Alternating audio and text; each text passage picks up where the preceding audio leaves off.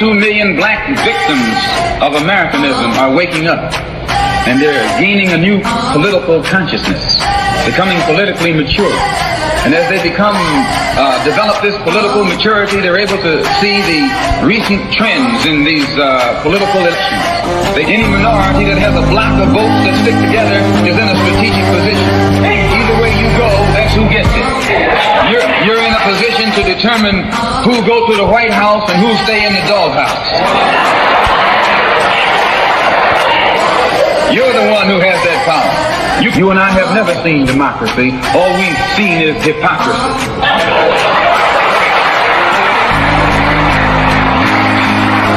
When we open our eyes today and look around America, we see America not through the eyes of someone who has enjoyed the fruits of Americanism. We see America through the eyes of someone who has been the victim of Americanism. We don't see any American dream. We've experienced only the American nightmare. We haven't benefited from America's democracy. We've only suffered from America's hypocrisy. And the generation that's coming up now can see it and are not afraid to say it.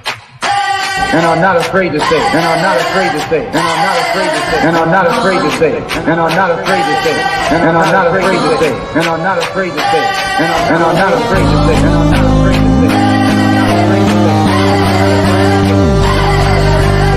And are not afraid to say it. And are not afraid to say it. Welcome, welcome, welcome. You are tuned into Black Westchester's People Before Politics Radio Super Tuesday edition.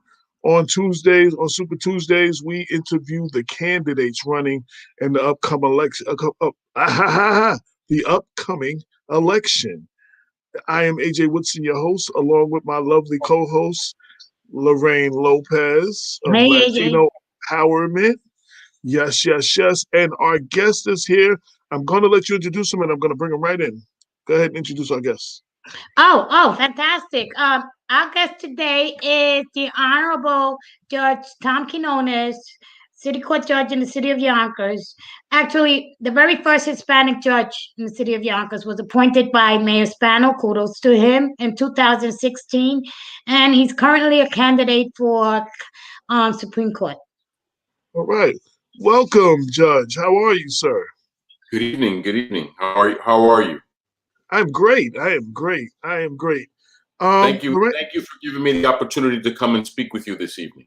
Absolutely. We try to get on as many candidates as possible so that the people can get a look at them and hopefully make informed decisions at the ballot box. Absolutely. We don't tell them who to vote for, but we try to give them, as much on each candidate as possible. And I'm going to let Lorraine kick off the interview. First of all, Your Honor, it's a pleasure and an honor to have you here today with us. Hi, Lorraine. Thank you very much for the opportunity. You've been a great friend all these many, many years, and a friend of the family as well. Thank you. And Black Westchester doesn't endorse, but every once in a while they let me get away with saying something right before the thing, right before the primary or election. Okay, so I know that you got appointed. Let's talk. I know there's a lot of questions we cannot ask a judge. Right. So let's talk a little bit so that folks can get to know who you are. I know you had about 35 years of experience in service, and prior to coming to the City of Yonkers, you worked in New York City. Am I correct? Family court. I did family court from. Started in 1987, right out of law school, in family court, and some other different kind of things. But ultimately, the bulk of that time was spent in the family court, almost 30 years before I got to Yonkers. Very good. And you are running this year? You're running. I'm hopeful to be on the ballot this November. Now, there's other candidates I think which are all well qualified, but I think it's time to have a little more, let's say, flavor on the bench. We need some sazon. In Yonkers, I was the first Hispanic judge ever elected in the city, appointed and then elected in the city of Yonkers, followed closely on the heels by my colleague Elena Goldberg Velasquez, who is a Yes. wonderful judge herself, and I see her. Sky's the limit for her, and she's very young, which is wonderful. I can see. Well, I know her since she was a baby. Well, again, not a baby, but at least it's small. I'm Yeah. impressed by her. I'm impressed by her credentials and her professionalism, and I expect many things from her. Again, the question you asked me was with regard to where I worked before. Again, everything is colored by, as all of us, everything is colored by our lives and how we're brought up. The law school I chose after graduating from college was CUNY Law School, and that's the motto of that law school is law in the service of human needs. And in true to form, and with respect to my law school, I have always worked in the public service, and my main motivation has always been to give back, or to attempt to give back to. Because I've been blessed, but having been given so much, I attempt to give it back. So I've only ever worked for public service. You're asking, it's not about, I get paid well, but it's not about the money. It's about giving back. And if you ask people who work for public sector, they get Christmas bonuses, holiday bonuses. I've never ever, I don't understand what that is. I've never received a holiday or Christmas bonus. It's about the love for what I do and the love for giving back. I'm again, a child of very humble means, single mother household. We were on public assistance. We were very young. So the system with regard to me has given me so much that I want to give back to others who are who are unfortunate, who can be stuck by their limitations, but you can overcome them if you put your heart into it and your hard work into it. You know, I've heard that about you, and I know that about you, Judge, is that you're quite a humanitarian, and that your motto, or what you're known for, is the passion you have for the people in the community that you serve. That it's not just about law and order. It's about making changes, positive changes in the folks that come before you. Agreed. In the community. Agreed.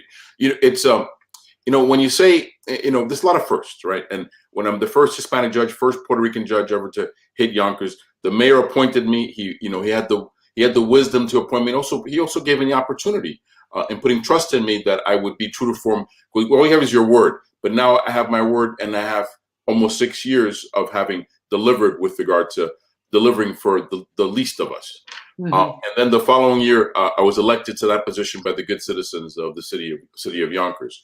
But the surprising thing, because I wasn't a judge proper before. I was a magistrate before. That's not a judge. But now that I'm a judge and have people's fates in my hands, it's interesting that they sat in front of me and they're looking for justice, and they look at this face and they've never seen a face like this before.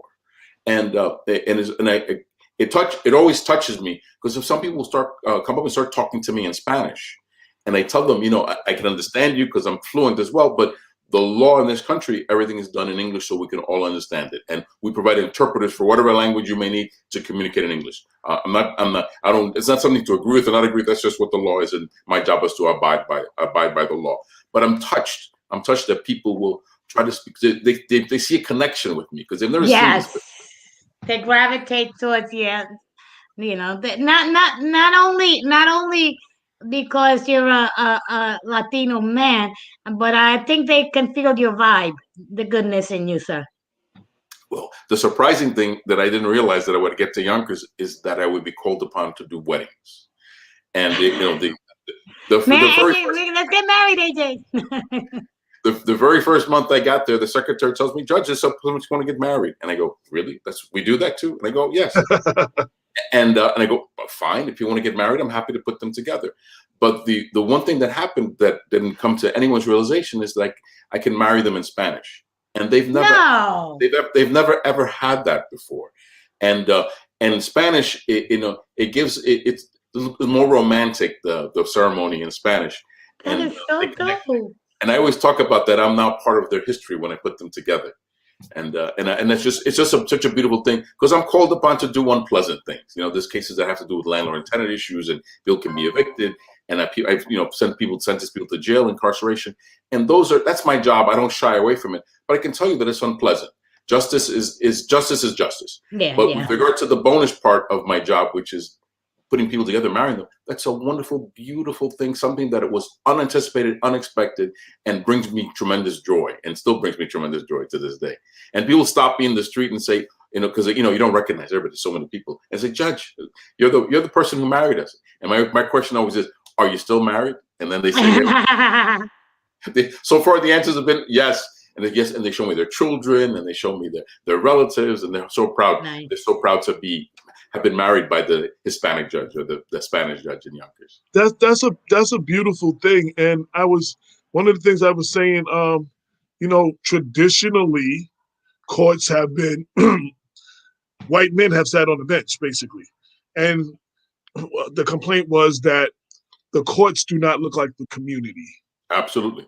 Yonkers City Court happens to be one of those that has definitely been on the foreground. You have, your first two African-American females. You have a Latina. The court's starting to Judge look Evan a little more. before. Right. So courts are starting to look more like, some courts, still not enough. Like us. But some courts are starting to look more like the community. And it should be, and people feel better when they see themselves represented, when that's what you're talking about. So I think it's very important. It's exactly so. It's called what we call in the business, it's called access to justice. And there's Right. one thing about being, everyone has equal access to the courts, and everyone can get there. But it's one thing to have in your heart and believe that you can find justice in this place. And the citizens of Yonkers have come to terms with that. And like you said, in this last election, we elected two African-American women or black women. And last year we elected Elena Goldberg Velasquez, and 5 years ago, you elected me. And 3 years prior to that, you elected Evan Inlaw. Now, the majority of the bench in Yonkers is minority. So I'm not sure how do you call them a minority, but they're the majority of the bench in Yonkers. And we do our best with regard to bringing justice to everyday people. And the thing is, the task I'm called to do upon is mainly, the bulk of the work I do is criminal, then it's landlord and tenant, and then it's civil. And most recently, I'm doing domestic violence. I'm doing the integrated domestic violence part, which is, again, another separate niche part, but that makes me an appointed family court judge to handle families who have come in contact with the court. But the issue is, now that we have all this available to us, people hopefully have more faith in the system. But justice ultimately is blind, and my job is my job, and the law is the law. But I work within the area of gray. Ultimately, I have to do my job, and I'll do my job. But if someone can get another opportunity, or they're worthy of another opportunity, that's something that I can provide, and I do provide. I work within the gray area that I can give someone consideration and give them further opportunities. And the complaint that I have working in as a criminal court judge, okay, when I sit in that part, is that as compared to the family court work that I did in the past, all they give me is a hammer. All I can do is, if you're convicted, all I can do is punish you. I can't send you to treatment. I can't get you psychotherapy. I can't get you any myriad of things that you can get in the family court. Wow. In the family court, the commentary was, we don't give up on anyone. We don't give up on any family. We always work with them as long as they're willing to work. But in the criminal court, it's a whole different discipline, and it works completely differently. But to the extent that I'm sensitive to that, I can work within the gray areas. If you're going to go to jail, you're going to go to jail, but you're going to get as many opportunities not to go to jail before I have to sentence you to jail. And that's part of the new call for criminal justice reform. Treatment, like every situation doesn't require, every call doesn't require a man with a badge and a gun, and sometimes it could be treatment, it could be some other things as opposed to being incarcerated. So that is part of the new call for criminal justice reform. Lorraine, I'm gonna let you take over. I'm gonna mute myself real quick because I have to take this, but it'll be real quick. Keep going, Lorraine. Okay. So I know you can't discuss cases, but can you give us an example of a case where you went home and you said, I'm glad I'm doing this. Like you felt like you really, really made a difference, and that it affected, I know it can't affect you personally, but you had enough pride in knowing that somebody's life was dramatically changed. I can't point to one specific case, but I know that there's a series of cases. And, good. We have what we call frequent flyers that we see them in our court for whatever reasons. No, I'm just kidding. And when we can intervene and make a difference, because it's a way. I think of it in a way to attempt to break the chain, because it's all cycled together with poverty and mainly with poverty, and these would lead to different kind of crimes, etc. And we see the crime mostly in our community from certain areas and certain socioeconomic backgrounds. But if we could intervene and the lawyers can be more creative with it, defense attorneys can be more creative with regard to how to resolve the case for them, because ultimately, they can on any individual misdemeanor that we resolve in Yonkers, you can go to jail for up to a year. And if you have a couple of them, you can go up to jail for a year and a year. And and sending someone to jail is sort of like a failure on the part of the system, as far as I'm concerned. If there was another way to resolve this case, and we do our best. And I know the district attorney's office is very sensitive to these issues, and they don't always press for the ultimate penalty. They want to see cooperation. They want to see not to come back to court. Not to come back to court, and not to commit any further crimes like that. But again, I don't want to confuse it and say that only the bulk of the only work that I do is criminal. It ranges from everything, and ultimately, I'm always thinking about what does justice look like, and what does justice look like in this situation. Was this justice, or was this fair or not? Sometimes I have no choice, and this is what it is. But sometimes I'm looking to see what's fair. And like you said, I can't comment on any one particular case, although I think a couple of cases come to mind.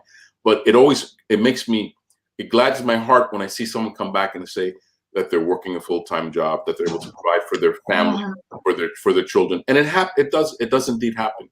And you know what? There is a case I could point to. I'm not going to say his name, but it's a gentleman who I saw him on the other side of the bench many times, and I told, and I was with compassion. I always told him, it's like, we're always here, and he got himself into a program, cleaned himself up. And he came back to court to watch. And I always tell everyone, the courts for the pandemic, the courts are closed to the public essentially. But in the past, this is your house. This is the court. There's the public area for the courtroom. Anyone is welcome to come sit down. And to learn exactly how things are done, sit there and watch what happens. Because I don't do anything differently in every case. The law is the law. But you can learn a lot by what happens in front of any individual judge as to what happens. And I invited him to come back. And he cleaned himself up, and he got a job, and he resolved all of his criminal issues, and he got a job, and he was so proud to come to tell me that he had gotten a job, and that he was clean and sober. And I told him to watch, and then I invited him to come behind the bar and to watch what it is that I do from where I sit. To see. Oh my God, that's so cool! And I was able to take him. We became friendly. And I took him behind in the private area of the courthouse to observe exactly what it is. And he would come to visit me frequently. And very sad that he passed away. Ultimately, he had a heart attack and passed away. He had a very hard life. But it hardened my heart. And even to talking and thinking about him brings a smile to my face, because he was such a good man, caught in circumstances with drug addiction, poverty, etc. And he ultimately, there was an occasion that he received an award because of all of his accomplishments, and he had his father flown in from Puerto Rico, and they watched him receive this award. So it gladdens my heart. I hadn't thought about that for a while, but you brought that to my memory. A rare case that I would take someone, but I was convinced that he was so rehabilitated that I could trust him to bring him back into my private area to observe what it is that I do, seeing it not from the side that he's used to seeing it, what he was used to seeing it from, but seeing it from my side. It's exactly what it is that I do. So, and I invite also, I also go to elementary schools, and I go to high school and speak with them with regard to this as a path. And high school students always said the first question they ask is, how much money do you make? And like everyone, it's like, it caught me for a second. I say, why, that's not a question you ask people, but I'm a public servant. And my salary is public, and I tell them that.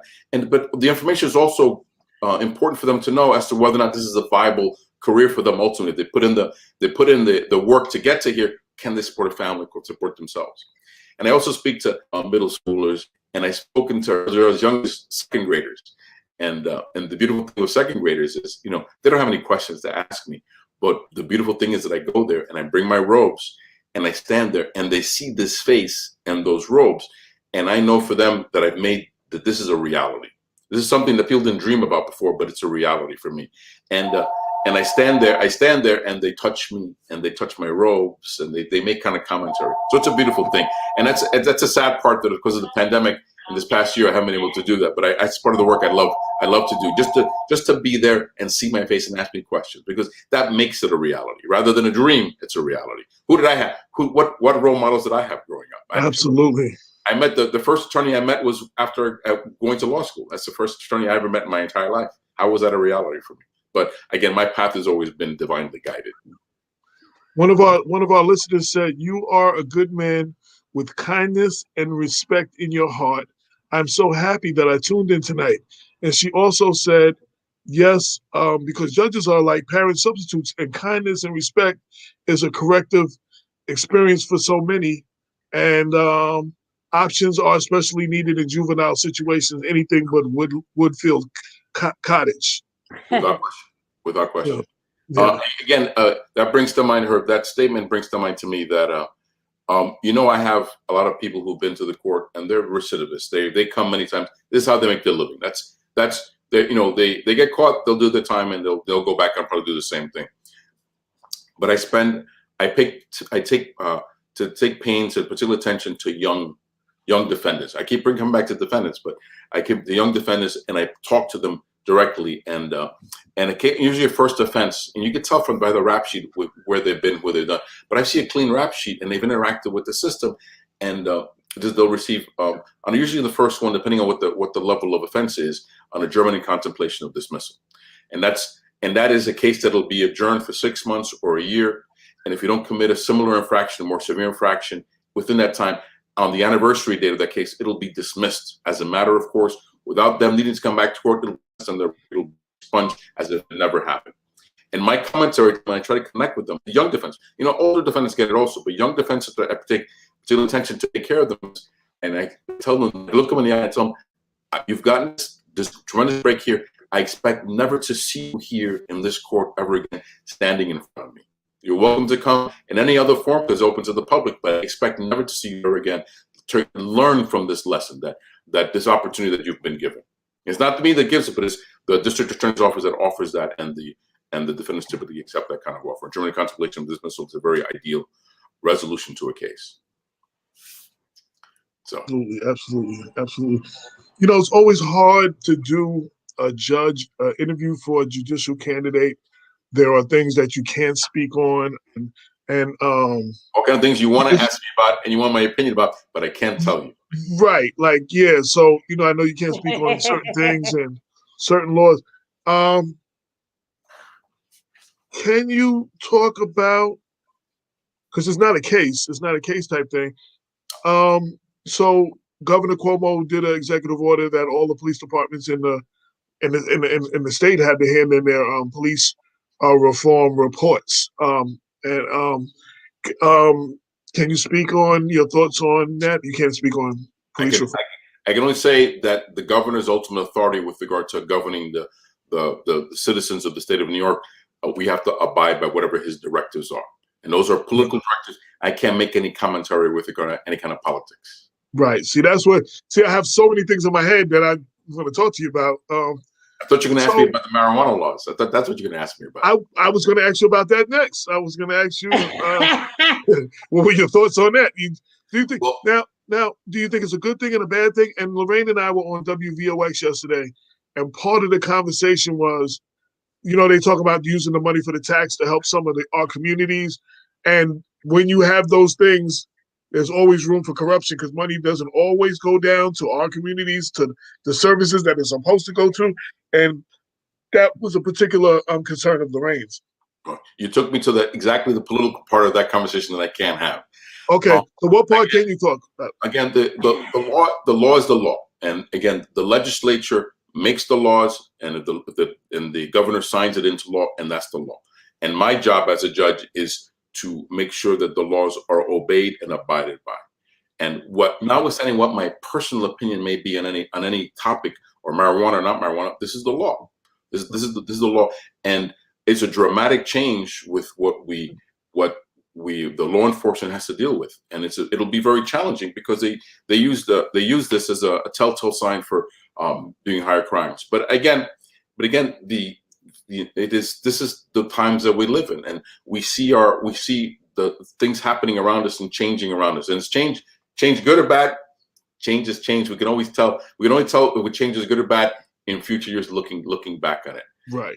Toward liberty, having citizens having more liberty. How can you complain about having more liberty? That's what our founding fathers established this country on: having liberty and being able to pursue whatever makes you happy within a certain legal, ethical, and moral framework. But again, with regard to commenting, with regard to how it got here, or why it got here, whether it's good or bad, I can make no commentary about that. Here's a question I think it should be. So right now you're a city court judge, I am. and you're running to become a Supreme Court judge. Yes. Can you explain to the listeners the role of a city court judge and what the role is of a Supreme Court judge? Sure. The city court judge is a judge that handles all matters within a particular city, and Yonkers is right now the fourth largest city in the state of New York. Maybe after the census comes out, it'll be the third largest city. I expected that it will be, and the citizens elect judges based upon who they are, what their experience is, and what kind of people they are. Ultimately, to use their judgment with regard to interpreting and enforcing and finding justice for everyone. So my authority right now is within boundaries of the city of Yonkers, and with an asterisk, because I sit now also in the integrated domestic violence part, which is a specialized part. And like Lorraine was saying earlier, with regard to making a specialty part, actually, AJ, you were saying it earlier, with regard to specialty parts. There's the county has a part for veterans affair, drug abuse, and there are different parts that they're attempting to make criminal justice rehabilitative rather than punitive with regard to those things. And when I sit as an integrated domestic violence court judge, I'm also sitting as a family court judge. And that expands my authority out of the city of Yonkers into the county of Westchester. Now, as far as your question is, so I'm a judge of the city of Yonkers handling all matters that happen in Yonkers or may arise in Yonkers. And we resolve all misdemeanors, and we will arraign felonies. And if it's going to be tried or hire more proceedings, it'll be handled in the county court, which is the county of Westchester. And the county court is a criminal court. They handle the resolution of the felonies. So a city court judge, city of Yonkers, a county court judge, county of Westchester, and the position I put myself forward for is a Supreme Court justice. And the Supreme Court, although it sounds like the Supreme Court of the United States, it sounds like it's the highest court of New York State. It's not. It's the trial level court of the state of New York in our judicial district. I'll explain what that means in a second. But that means the Supreme Court tries all cases in a variety of different disciplines. The first ones like you could think of are personal injury, civil matters where people are suing each other, also matrimonial matters, and there's certain disciplines that are set apart in the Supreme Court, and they try those cases. But the jurisdiction, as opposed to just the city court of Yonkers or the county of Westchester, it'll be the 5 counties that comprise the 9th judicial district, which are Westchester, Rockland, Dutchess, Orange, and Putnam counties. So my jurisdiction will be the 5 counties. Any cases that may arise in those 5 counties will be sent to a particular court, and then the whatever discipline that the case calls for, and it'll be resolved. It'll be resolved there. My hope, and again, it's almost like the military. When you become elected, the court determines actually where you're needed and where they're going to deploy you as a force to handle kind of cases. My hope and expectation would be that I'd be assigned to White Plains matrimonial cases.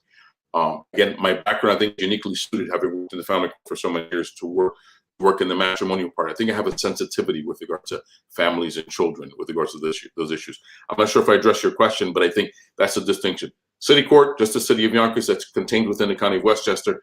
A county court judge is only the county of Westchester handling criminal matters, and the other county court in Westchester is the family court. So it's divided those 2 ways. And then the 9th judicial district, where I'm running for Supreme Court justice, is the 5 counties north of New York City. Okay. Yeah, I ask judges this often.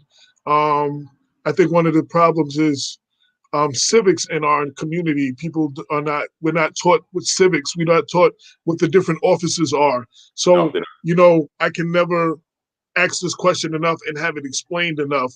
And hopefully, someone listening or that will listen will learn something. from his interview. Lorraine, do you have any more questions real quick that you want to get in, or? Yeah. Go ahead. You're running. Is there a primary? No, it'll be a convention in August. I think August 9th. How does that work? Yeah. In the 9th Judicial District, they sit and they'll hear from us. They'll have all the different, because I'm running as a Democrat. All the Democratic parties will have reached out to us, and we've spoken to everyone, and ultimately we'll go to the convention, and all the judicial delegates vote on who they think who should be the candidate to run for the party. But again, judges, as far as I'm concerned, although I'm running as a Democrat, judges are, when you go in front of a judge, the judge is neither a Democrat or Republican or conservative or communist or anything like that. You expect the judge, even if the judge is the opposite party from you, you expect justice. And in that respect, bringing it back to my election in 2016, the mayor appointed me, having faith in me that I would do a good job. I ran. Good citizens of the city of Yonkers elected me to that position. But at the same time, as ran as a Democrat, the Conservative Party, the Republican Party, and the Independence Party also endorsed me. Wow. Knowing that, they believing that I would be a good candidate, and there was time for a Hispanic judge to be on the bench, and they saw the wisdom of that. And I don't think I've disappointed anyone with regard to the quality of my being a judge in the city of Yonkers. Hopefully enough so that I could be elected to the 9th Judicial District. Do they have any Hispanic judges in the 9th Judicial District? There's only one other Hispanic judge, a Puerto Rican woman out of Orange County, Maria Vasquez Doles, a very good judge and a great leader for our community as well. But she's the only one. If I were so fortunate to be elected, I would join her. I'd be the second Hispanic Puerto Rican judge sitting in the 9th Judicial District. Again, it's hard to talk about with regard to that. But again, justice takes many different ways. And again, as our communities are ascendant, especially the Hispanic community in Westchester, and also in all the 5 counties that I mentioned, the bench should be reflective of our community, as you mentioned earlier, AJ. With having African American judges or Indian American judges or Arab American judges, it should be reflective of the communities that we belong to, and that's part of the process. And I can't complain about how long it took for me to get here. Now that I'm here, my job is to make sure the door stays open so that others can come behind me. And we've been successful getting Judge Goldberg Velasquez elected, and I hope that there'll be more others, and that it'll be open to people reflective of our community. We're starting to see that on a whole. Our Congress is starting to see more persons of color. Again, that was a room full of white men at one time. You know what I mean? You start to see more women.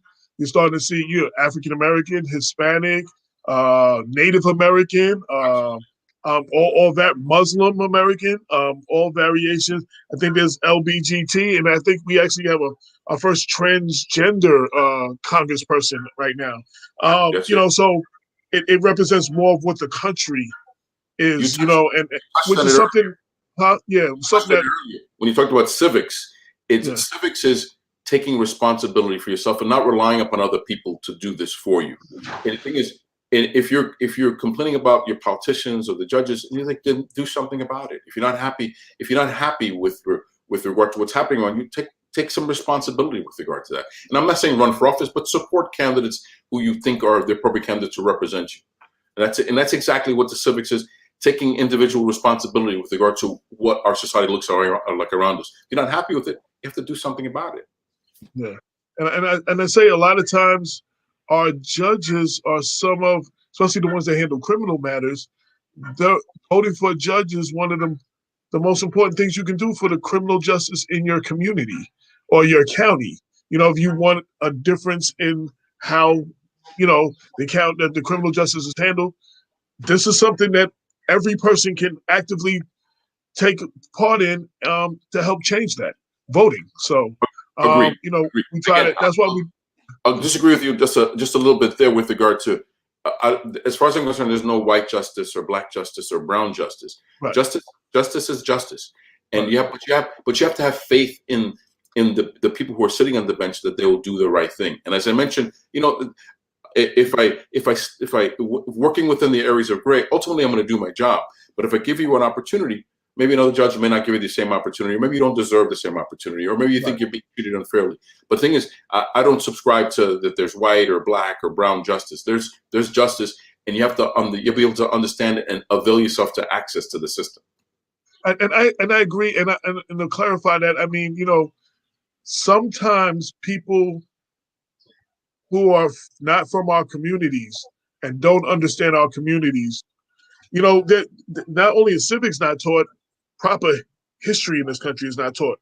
We're not taught each other's history, which I think is detrimental to everybody as a whole. Like, a lot of African Americans complain there's not enough African American history in our schools. And when you don't teach that, it also is detrimental to white people because they don't get to learn the history. You know what I'm saying? And you don't learn the Hispanic history, you don't learn the different histories. We can't respect each other more if we don't understand each other. And I think that's been a pet peeve of mine. Our individuality, our essence, where we're from, is what's beautiful about us. Right. Also, no one is from this country other than the natives who were here originally. We're all from someplace different, and our stories are all beautiful. And they need to be taught, and they need to be heard.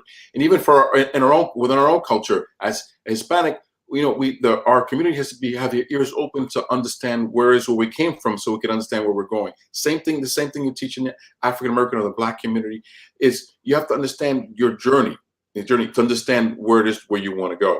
And that's something that I focus on. And again, I've been successful in my life and my career when I embraced who I am.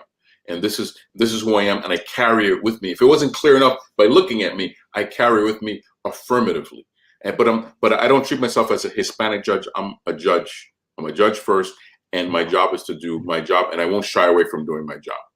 And that's very good. We need fair judges. We need fair judges. That we need fair justice. Too many times in our community, the other accusation is Lady Liberty, Lady Justice sometimes peeks under the blindfold before, dispensing justice sometimes. And, it's not always equal. So, that's another thing that, hopefully is changing. No, again, hard to complain about an unlevel playing field when I've been successful using the. Well, yes. I'd like to share what it is that I've done to get what it is there. And it's perseverance and hard work and sweat and blood and essence, being committed to something. And again, some people are born with a silver spoon in their mouth, and their journey is not as hard. But your journey is your journey, and you have to put your feet on that path to get where you're going. And embrace it, yeah. What do you want people to know about you? Okay, we talked about you. How do you pronounce your last name? Because I don't want to mess it up. Say it. Quinones. Who is Thomas Quinones, the person, not the judge, not the candidate? Well, the first thing that I turn to, and I meet very many people on the street, even just in my regular life. Some people may recognize me as a judge, and I'll talk about that stuff. But if you meet me, the last thing I'll say to you is what I do for a living, or that I'm a judge. Right. And ultimately, it may turn out to what's your job, or what do you do for a living? It's like I work in the courts, and it may end up getting to what it is that I do, but that's irrelevant. The first thing that I describe myself is I'm a family man. I'm a family man. I've been married to my beautiful wife for 25 years, and we have 3 beautiful children. And that's what defines me. And it's almost that I was, before I got married and before I had children, I was the protagonist of my life. I decided what I wanted to do, and ultimately that's what it was. When I got married, I brought on another person to my journey, right? And when I had children, my personal ambitions and aspirations are kind of subverted, and we push them forward, because who we are is invested in our children, and it gives me great joy to see them successful, and I see them working and earning what it is they have. My oldest daughter just graduated. My son, the oldest, is a union plumber. He's been a plumber for 14 years. And it's like, it's a beautiful thing that he has his work and he has his vocation, etc. And my joke always is that if I need a plumber, I go to the Yellow Pages because I can't get him to do any work in my house. Beautiful, that's fine. My My middle one is she just graduated from college this May. She graduated virtually, but it is what we live. We're circumstances of our time. It's a beautiful thing. And my youngest is now teaching at Sacred Heart. She's a substitute teacher at Sacred Heart, which is the elementary school that I put so much money in all these many years, and I kind of see it happy that the money's coming back. At least it's not coming back to me personally. It's coming back. Sacred Heart here in Yonkers. What was that? Sacred Heart in Yonkers. Sacred Heart in Yonkers. Oh, that's right around the corner from me. Oh, okay. She graduated in 2013, right? 14, 13, and I have to look at the documents to see exactly was that. You gotta say, Dad, you don't remember? 2015, I'm sure, 2015. And anyway, and she's worked, she's went to college and like that, and she's working and she's pursuing her dream. And you don't know what my wife and I, what joy that gives us, because I'm more toward the end of my career than I'm toward the beginning. And I see them and see the magic, what it is and having them discover that, and having mom and dad. We're still waiting patiently for grandchildren, but that'll take care of itself along the way. But back to your question, AJ, who am I? I'm a family man, a devoted husband, devoted father. And that's the only answer. My job, I wouldn't even talk to you about my job and what I do for a living. I would talk to you about that first. And ultimately, I could talk about my job, and as I have been, and I'm very proud of what I've done and my accomplishments, but what defines me as a human being, as a person, is my family. How, it's hard for people to get everything from the time that we have an interview. How can people find out more about you? Website or contact your campaign if they're interested? Social media or anything? Well, the website is going up soon. It'll be it's Quinones for Justice, and it's the play on the words, because I'm a judge now, but if I were elected to the Supreme Court, I'd be called a justice, like a justice of the Supreme Court. That's the official title. So the website is Quinones for Justice. There's a Facebook site also. It's called also Quinones for Justice. And the email is Quinones for Justice, no spaces, @gmail.com. You want to contact the campaign. Again, judges aren't allowed to have a Facebook presence because it's too easy for the public to attempt to influence us back and forth. But I have someone who manages my Facebook account and social media that way. Is it the number 4 or FOR? FOR. Yeah, that's important. Yeah, no, that's important. So here are some non-traditional questions to Lorraine. Lorraine has a question. Lorraine's ready to ask a question. Go ahead. Ready. Okay, go ahead, Lorraine. Go ahead, Lorraine. Well, you're muted. Oh, turn on your mic. Turn on your mic. Okay, I got one question, one statement. Okay. So November is when you're gonna be on the ballot. When I hope to be on the ballot, we'll know in August after the convention. God willing, it would be in November. Exactly, Lord willing. Okay, and then I just want to give a shout out. I have a friend who is probably one of the most amazing people I've ever met. She is phenomenal. She works on campaigns. She picks winners, and I hear that she's she supports you 100%, and she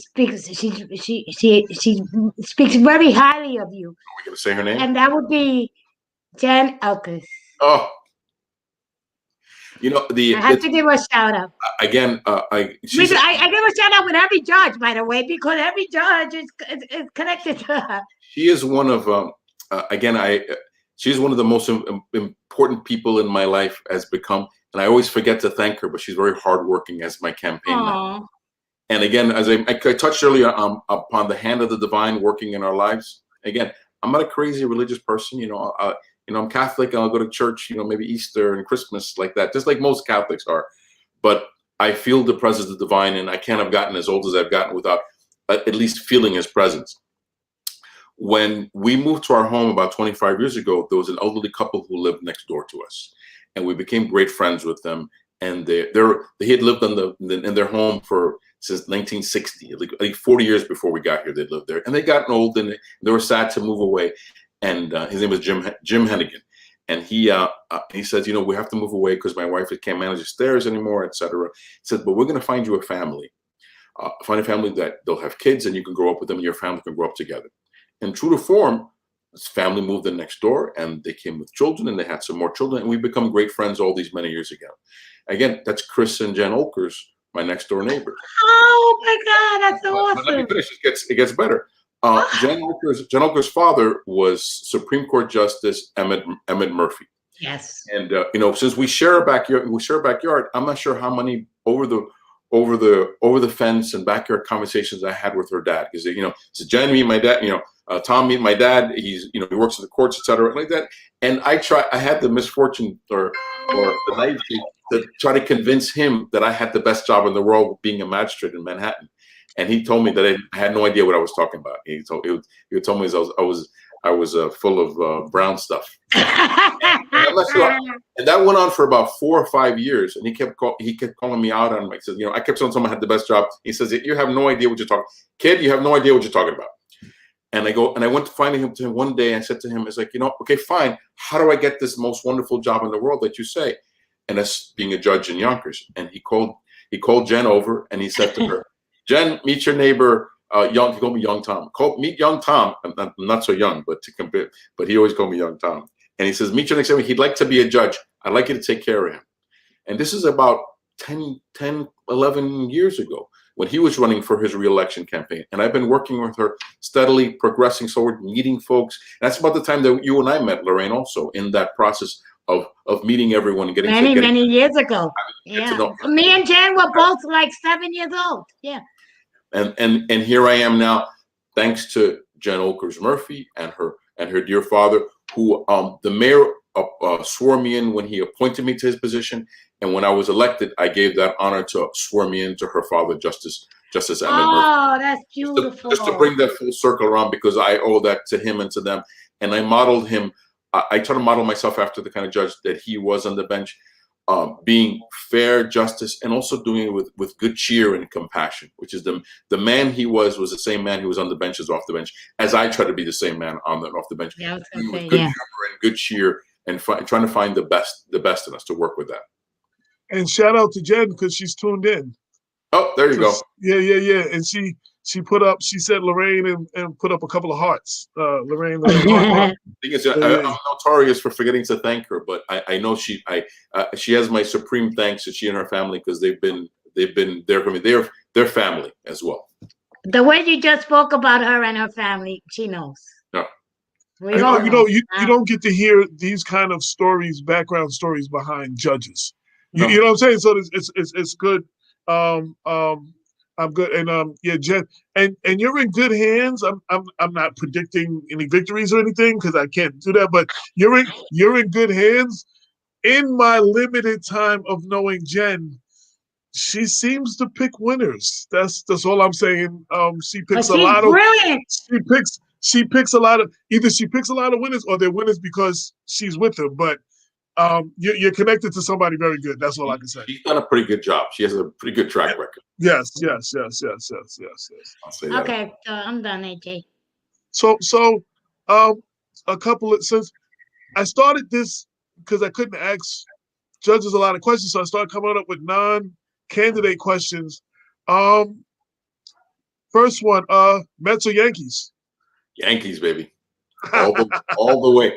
He didn't hesitate. Before I moved to Yonkers, I lived in the Bronx since I was a child. PS 70, junior high school 117, DeWitt Clinton High School. If there was a Yankee game on, it was on in my house doing my homework. I went through college to law school. If I couldn't watch the game, it was on in the background. Even when I was studying for the bar examination, that game was on in the background. Yeah, and to my people from other states who try to talk about their team as the greatest, I always throw in the face that the Yankees are still the winningest sports franchise, period.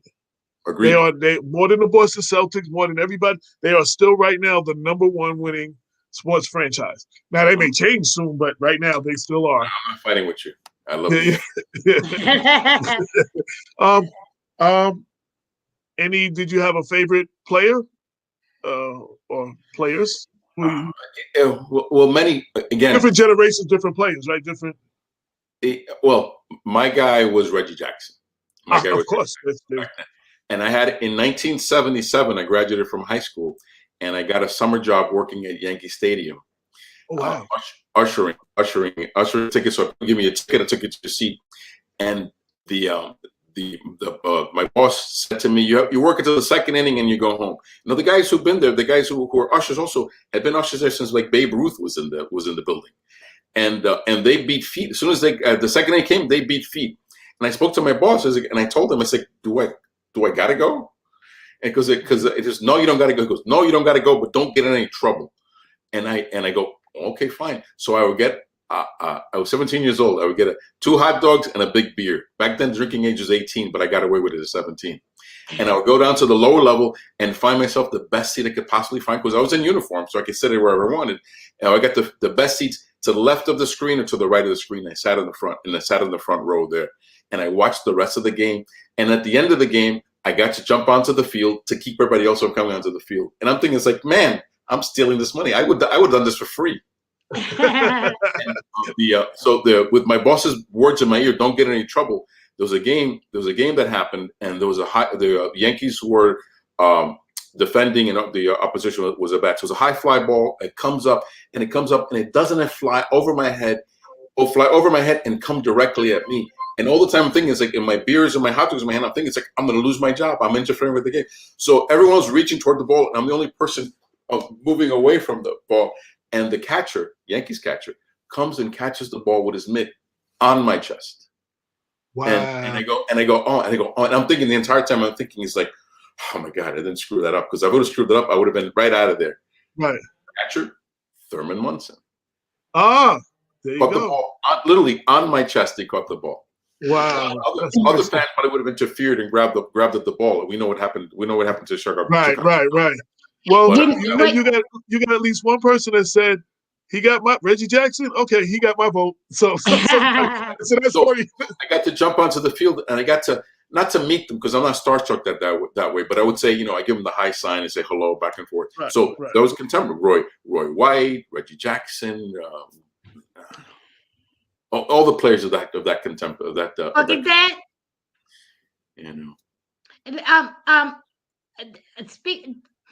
When Yankee Stadium was being, the new one was being built, broke my heart. Still breaks my heart to talk about it. I knew somebody that was working there, so I was able to get some of the mound, the sand from the mound, from the pitcher's mound, right. And I was working for Phil Amicone, who I think is probably one of the greatest men that ever lived, to me, and I surprised him. He got a delivery, a box of dirt, and it was one of the where the players in their what's that room? The dugout? No, where they change. Locker room. Oh, the locker room. One of the locker room chairs, and it had the pinstripes, and it said New York Yankees. It had a plaque, and it had a serial number, and he was and we surprised him, and he got a chair, and his sons went nuts. It's a beautiful gift. I would love that as well, even still to this day. But I had the opportunity to walk into the Yankees dugout at that time, not in the new stadium. But I'm telling you, having played high school sports, a locker room for me is the dirtiest, smelliest pit in the entire world. I'm not sure you know what I'm talking about, AJ. But it was nasty and dirty.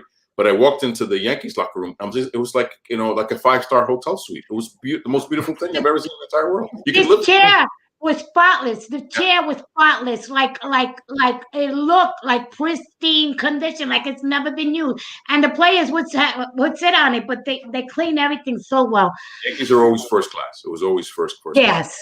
Even the pinstripes, like everybody wanted to be a Yankee because of the pinstripes. The pinstripes. You don't see them playing with dirty uniforms to this day. You don't see them. They make them change to make sure. Right. No facial hair. I couldn't play for them, right? Maybe a mustache. But they make sure that they maintain their appearance. They change those uniforms, and they make sure that they're clean. Those pinstripes are absolutely always clean, because that's their part of their cachet, their magic. So and I think David Winfield was also in that time frame you were talking about. Yes. By that time frame, he was coming in. Reggie was going out. Right. So second question is another non-candidate question. If your house was on fire and you could only grab 3 things, what would they be and why? You know, it's funny that you asked that question. About a month ago, 3 weeks ago, down my street, I'm not sure if you know, I live in northwest part of Yonkers. Odell's right nearby. There was a house on fire. I'm not sure if you saw that. I covered that, and we could see that from my window. And my wife and I were talking. I said, "Oh my goodness, what's going on?" And it's in the neighborhood where a good friend of mine lives. I won't say his name. A good friend of mine lives. And my wife says, and my friend goes, "Your friend's house is on fire. Your friend's house is on fire."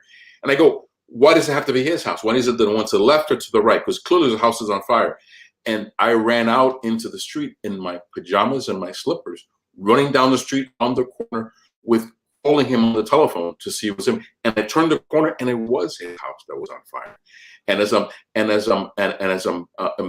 doing that, I pick up the phone, and he picks up the phone. And I say, "Oh my God, thank God you picked up the phone, because you picked up the phone. That means that you're not in your house, because this house was completely, totally involved in flames." And it moves me first. It moves me. I'm sorry. And I said to him, I said, "Oh, thank God." And I said, I had to report to him that his house is on fire, and it was a total loss from top to bottom.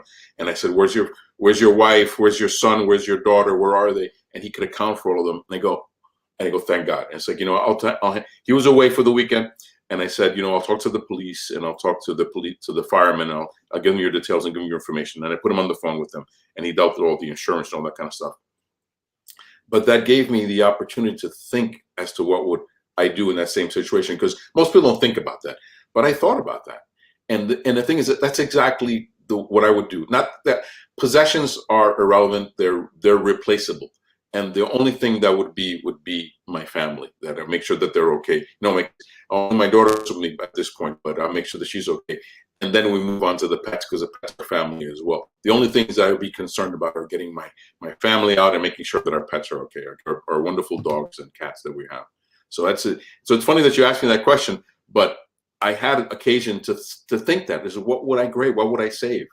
And the thing is, just to see, because this is a wood frame house like mine, and it was involved from the roof to the basement, completely, totally on fire. And I'm standing there with my mouth slack-jawed and saying, "It's like, oh my God." And I go, "You know what? Everything's replaceable. He's okay. His family's okay. We could work. We could work from there."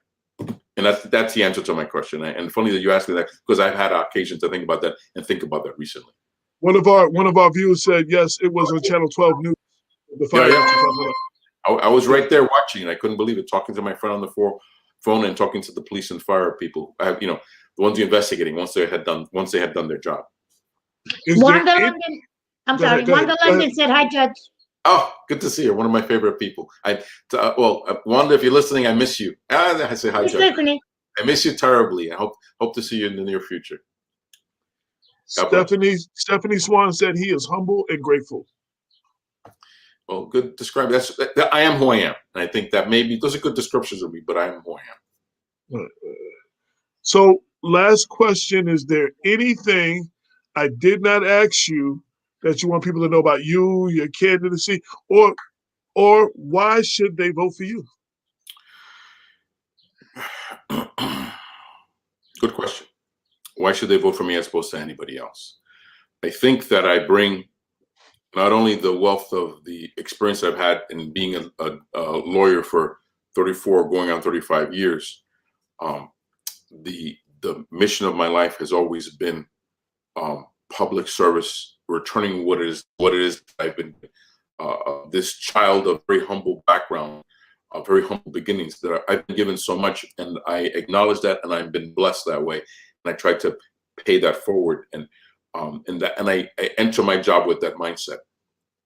I leave my house every morning. I pop out of bed. I'm not one of those people who is like, "Oh, dreads getting out of bed. Oh my God, I have to go to the drag of my job."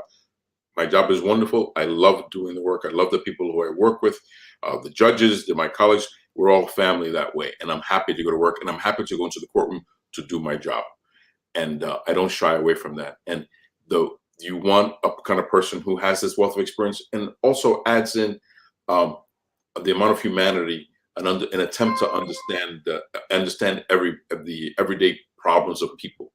And that's the effort that I make. And if there's a distinction between me and everyone else, it's the experience I've had and the road that I've traveled. And I'm sure, whoever's elected, I'm sure will make a wonderful judge, but I bring that background. And I think that I'd be a very good candidate for the position, and I would be a very good judge if I were elected to that position with my background and the wealth of experience and compassion that I bring to it. Wanda London describes you. He is a people person. He cares. He believes in helping people. Wanda's a wonderful person. I miss her desperately. I do less quality work because she's not there, because I relied upon her very much with regard to placing people in volunteer positions as they did community service and things like that. And Wanda was a big believer in tough love. You have to earn what it is that you've got. Because otherwise, you want to. If someone gives you something, you don't appreciate as much as if you earned it. And Wanda always made her guys earn whatever it is that they had to get from her, and she did. She cared. And I talk in my personal life about, never mind liking my job or not liking my job. You have to love the job. You have to really have that passion for it. And I can comment on Wanda before she retired, she did her job. She loved her job. She loved what she did, and she was terribly, terribly disappointed in her guys who didn't follow through with what they said they were going to. But she wouldn't give up on them. She'd be just tougher on them the next time. It's like, all right, you messed up this time, but now you have to show me more. And ultimately, though, her cases, when I know that she had her hand in the case, that those guys followed through. And if they did follow through, I knew the quality of what they had gone through, that they earned what they've gotten, or what they didn't get what they deserved, but they earned what they got, So I miss her desperately with regard to that. And every time I see her, I tell her the same thing. And I love to see her in the near future. She's amazing. I have 1 and 2 and 3 o'clock in the morning conversations with her. Love you, Wanda. So hopefully see you soon. Well, I would like to thank you for your time. Even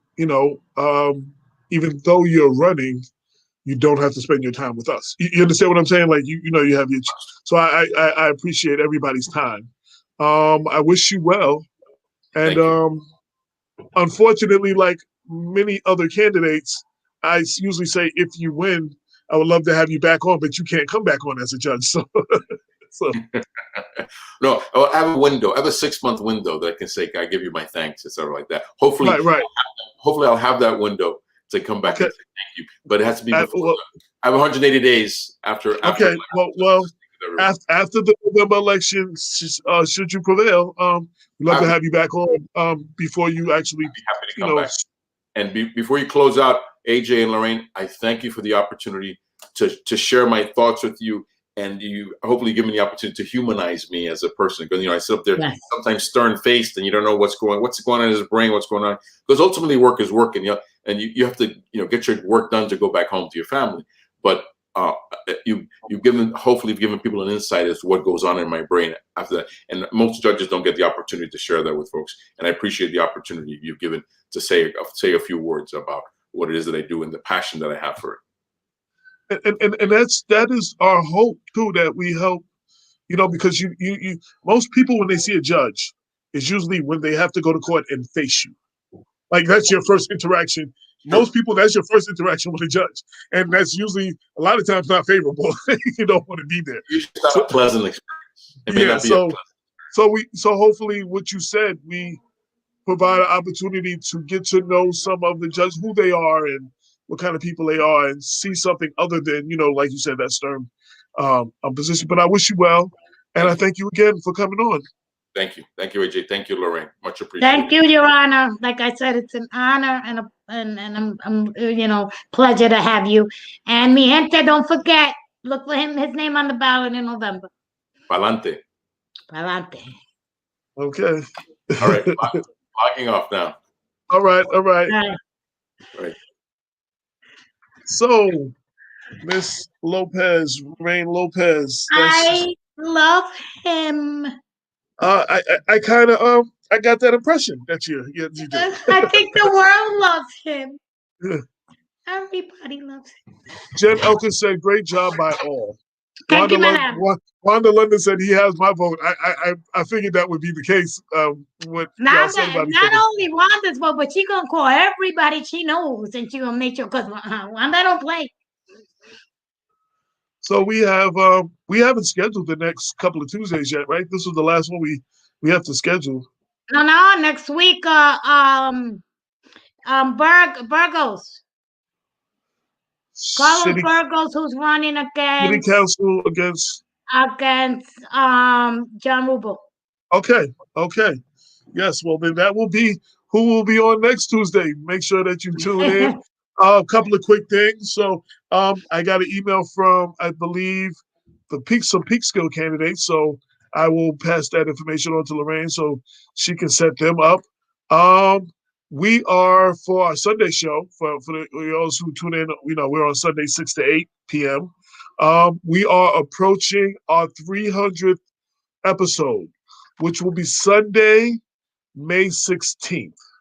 We'll be on for a little extra hour. We're gonna have a celebration of it all. And I'm looking forward to that. The 300th episode of the People Before Politics radio show. Actually, we would probably be, if we counted these Tuesday shows, we'd be past that. But we're just talking about the Sunday show, not the special Fridays or Mondays or Tuesday show, but the Sunday People Before Politics radio shows. Yeah, we're A regularly scheduled programming.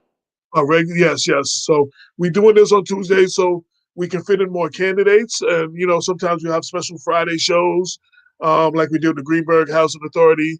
And we got a couple of Monday shows. And, so. Yeah, that's what usually for the folks that are listening with Dr. Bob and Damon and AJ. Right. So shout out to my partner in crime, Damon K. Jones, who has a new book coming out on eating healthy and all that good stuff. When it's ready to come out, we will be promoting it. You will see it all over Black Westchester and everywhere else on social media. So that's ready to come. We're still working on mine, hopefully for the summer. And we got a lot of things coming on. We got our 7-year anniversary of blackwestchester.com in July, our 7-year anniversary of People Before Politics in August, and our 4-year anniversary of the newspaper in August. Can you believe it's been 4 years of the newspaper? Which, we kind of did things backwards. Most people would print and then go online. We were online and then went print. So, we kind of do things our own way. But it's been working out. So I'm finishing up the April 15th issue, which comes out Friday, April 16th. So anybody listening now or will listen later, you have 3 or 4 days if you want to advertise. I still have free spaces. I still have some pages to fill. So feel free. Holla. Yes. And with that said, that's about it. Lorraine, any last words? Yeah. A little bit somber words. I just want to give out a shout out to Despina. Despina is the mom of 15-year-old Olivia Green, who passed away tragically here in the city of Yonkers. And I've been helping them, do arrangements and stuff like that. But I just want to send my condolences to them, to the family, and to let folks know that Sunday from 2 to 8 there'll be a wake of viewing at Sinatra Funeral Home on 315 South Broadway for those who want to attend, because I know lots of folks are talking about it. And thank you for letting me say that, AJ. Oh, no problem. And yesterday, well, real quick too, we attended the prayer vigil and rally for DMX. Over 500 people came to the hospital, including one of the members of the Central Park Five, Corey. His mother came from the city just to be there. What's her name? She was there. I can't even think of her name now. I said her name all day today. She's an activist. Oh, I can't think of her name. I'm burning out right now. Okay. So let's wrap it up. Yeah. So there was so many people there, and there was so much love shown to DMX. And then they had a rally. And this I just want to say in closing, there were, shout out to the White Plains Police Department, first off, for allowing us to do that. They actually allowed us to shut down Ferris Avenue and for like 2 hours. They shut down the whole perimeter. I had a lady cop. She was very nice. She opened the barricade and she let me go. Right. So they shut it down so the Rough Riders could do their stunts and stuff on their bikes up and down the street, and Yeah. we were all in the street, and they were playing music, and we started out in the park in Gardella Park. Shout out to Tri-State Jericho. He was holding it down on the ones and twos, and when he left, this one dude had a system in his car, and a mic plugged into and everything, and he was rocking out his car, and Nice. they were dancing in the street till like till it was time to go home. And the most beautiful thing was it was a 90s style block party feel. There was a lot of love. There was no violence. This is the thing I want to express. Like when we gather, they There always was talk about unity. violence. There was unity, love, and Right. compassion. Right. So you had people from the hood and from different hoods, and usually at the end of the night, that it's not always a good outcome. Nothing but love for X.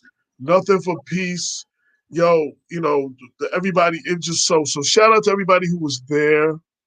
Shout out to Prayers yeah. for DMX. Prayers. Keep him in your prayers because he was shout out to Angelo Ellaby. I haven't heard that name in a while. His publicist. He sent me on the Cash Money Rough Rider tour, so I ran with them. But that was it. You can read about that in Black Westchester. We have 2 stories on that. And with that, it's time to go. We must bid you adieu. Until next time. I guess that's it. Peace.